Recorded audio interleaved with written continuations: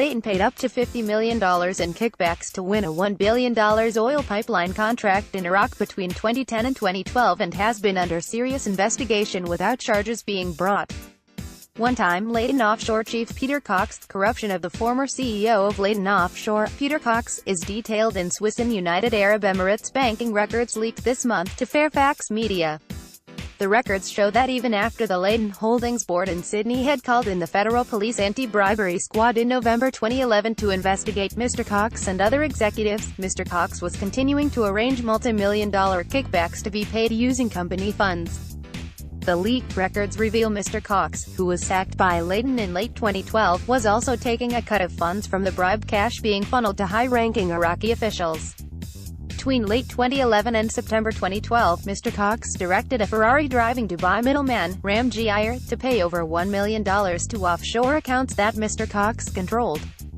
The leaked files also reveal that Leighton Offshore was running two separate bribe funds to secure the Iraq government contract.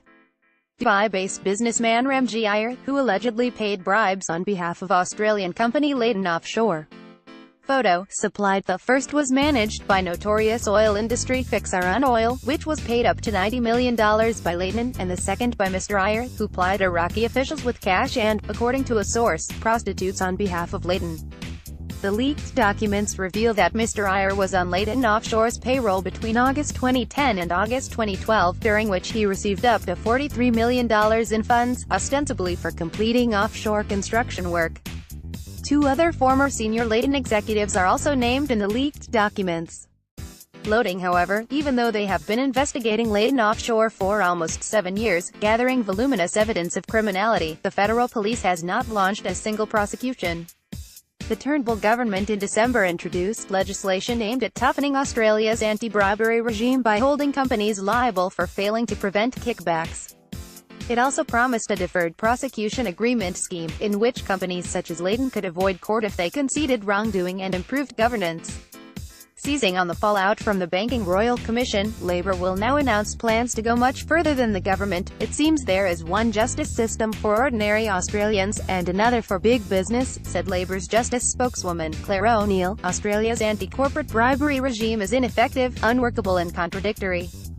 Despite regular media reports of criminal conduct, just 2 foreign bribery prosecutions have resulted in convictions under Australian law, she said. Labour believes that corporate crime is just as bad as any other kind of crime. Labour's commitment to a debarment regime is likely to be fiercely resisted by the business community, as it may lead to companies being banned from winning lucrative government contracts, causing a far larger financial loss than any fine a court could issue. It would have been fatal to Leighton Holdings, which completed billions of dollars of government contracts. Labour's promised removal of the facilitation payment defence follows similar moves in the UK and Canada, but it has previously been resisted by section of Australia's mining industry. Some miners argue small payments are needed in developing countries to complete basic tasks, such as receiving licenses or permits. The inability of regulators and police in Australia to act against alleged corporate misconduct and corruption has been highlighted by the Banking Sector Royal Commission and, in connection to Leighton, the global Unoil corruption scandal. Unoil's bribery on behalf of dozens of global corporate giants, exposed by Fairfax Media in 2016, has led to criminal charges and huge fines in the UK and US.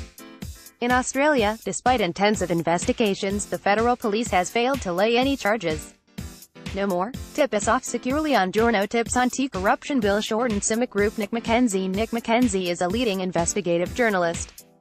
He's won Australia's top journalism award, the Walkley, 7 times, and covers politics, business, foreign affairs and defence, human rights issues, the criminal justice system and social affairs.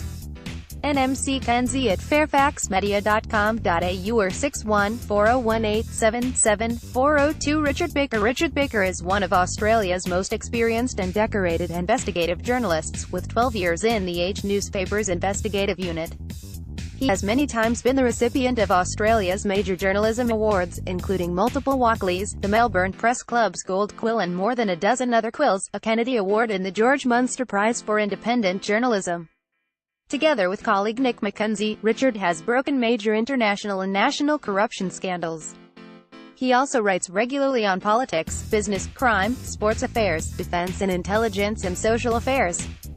In 2016, he created and co-hosted the award-winning six-part podcast series, Phoebe's Fall.